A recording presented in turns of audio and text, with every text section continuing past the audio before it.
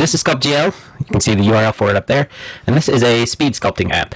By default, you've got the brush tool here, which isn't that useful for much, but you can make a quick nose with it, for instance. Nose.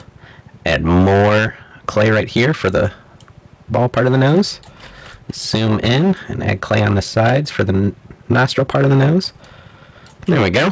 Simple nose. Now, it's a little lumpy and bumpy, so what I want to do is hold down Shift, and Shift switches to my smooth tool. But I actually don't like how small my smooth tool is right now, so I can also hold down X and change the size of my tool. Hold down X to change the size of my tool. Just X and move your mouse. So if I hold down Shift and then hold down X, I can change the size of my smooth tool. Whoops. There we go. Smooth it out. All nice and smooth, just like that. Okay, but now it's kind of too smooth, okay? So let's try the crease tool. You need to use the crease tool for your assignment, and the crease tool is very useful when it's on negative, like it is here. And by the way, you can just press N to turn negative on or off. When it's on negative, it's very useful for drawing around the outside of something and trying to give it more of a hard line, okay? So you can see the difference. There it was without any crease tool. And then when I draw around this with the crease tool, it pops much more.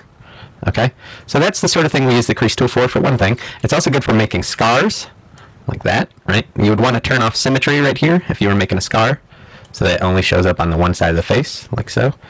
I'm just hitting undo, by the way, if you don't see my keyboard down here at the bottom. Undo is a wonderful thing. And you can always hit Control Y to redo. Okay, so how to make eye sockets. So let's make some eye sockets. For eye sockets, I usually choose the inflate tool, and I turn on negative, and then I need to hold down X to make my brush about the right size for an eye socket. And then I just click and wiggle back and forth. Whoops, symmetry's not on. Turn that back on. Symmetry is very important. You want to keep it on most of the time. Click and wiggle, click and wiggle, click and wiggle. There we go. There's some eye sockets. Why not? And now I need to add some eyes into them. So, go to Scene, add Sphere. You've got 4 different things you can add here. Add sphere, though, adds a sphere, and it puts it right over top of the one that I already had there. So press E on your keyboard, and that'll give you the transform tool. And we can grab these arrows here. Just grab that arrow, and then shrink it down to about the right size of an eyeball. I'm just grabbing the orange circle here to shrink it down. Notice, by the way, so many people, I say grab the arrow and they grab this box. This box makes it longer in that direction. It doesn't move it in that direction. So let's move this forward. We should be looking from above so we can see what we're doing. By the way, I just click in empty space here and drag with my mouse to move my camera. Move this over to the front of the head. And by the way, spacebar resets your camera. So if your camera ever gets to a messed up place, just hit spacebar to reset it. All right, there's one of my eyes.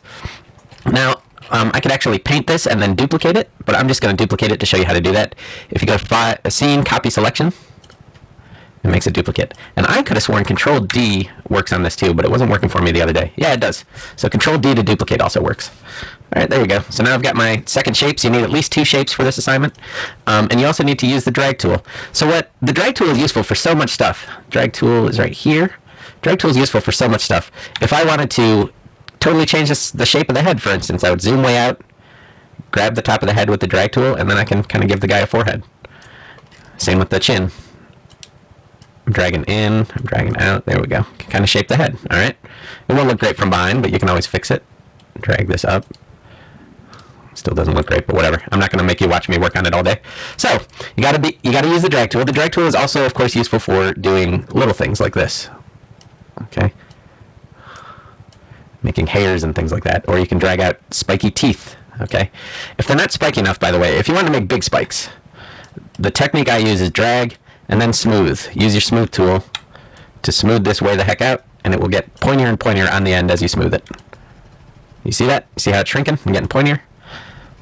So that's how you make pointy shapes using drag tool and then smooth. So I've showed you crease. I've showed you add another shape and transform it. I showed you end for negative on certain brushes. You can have a negative or a positive. Like for instance, I could turn off symmetry. With my brush tool, I could give this guy some scars here. That's all I have to show you for today on SculptGL. Good luck making your guys.